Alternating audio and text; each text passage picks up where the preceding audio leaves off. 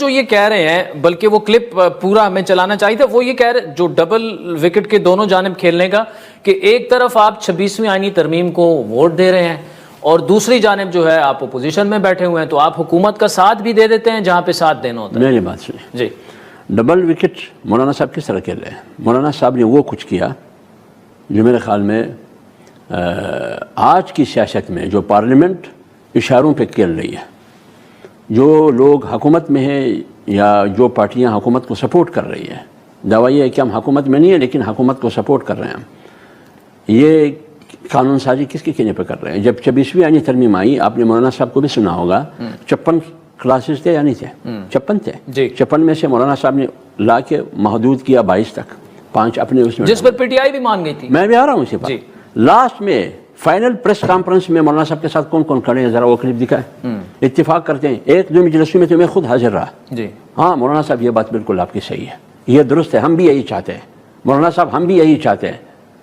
तो जब आप भी यही चाहते हैं तो इसका मतलब ये है कि आप तायद कर रहे हैं और आपने वोट नहीं किया। ये तजवीज़ भी मौलाना साहब ने आपकी वकार, आपकी इज्जत के लिए मौलाना साहब ने आपको कहा।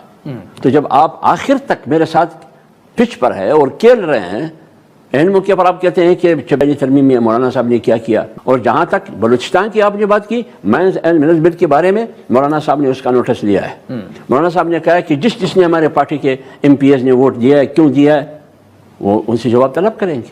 तो फिर क्या मौलाना साहब नहीं, अगर मैं तो ये कह रहा हूँ कि जिसने भी किया गलत किया है, ये हुआ है। नहीं, पार्टी सरबराह पार्टी से पूछे बगैर वो कैसे कर सकते? तो यही बात है ना, पार्टी की सरबराह जो मौलाना साहब लीडर है ना, सुबाई जो वहाँ नज़म है, उनसे भी सवाल हो सकता है कि ये कैसे हुआ। वहाँ पार्लियामेंट में पार्लियामानी लीडर है, आपका अपोजिशन लीडर है, उससे भी पूछा जा सकता है।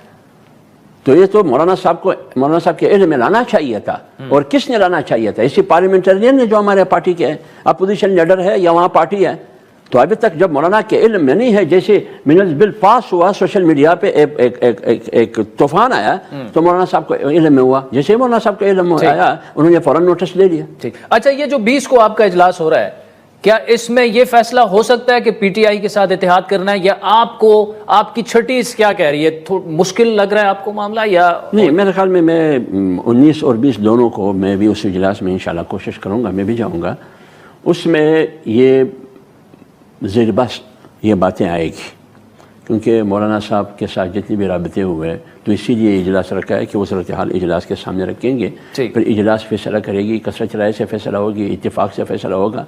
पहले वो बातें सामने आ जाए कि मौलाना साहब के साथ क्या क्या बातें हुई हैं, वो और इमरान खान के पास क्या क्या तहफ़्फ़ुज़ात रखे गए हैं, सिनारियो क्या है, हमें क्या करना चाहिए, उसके बाद मैं एक राय कायम कर सकता हूँ।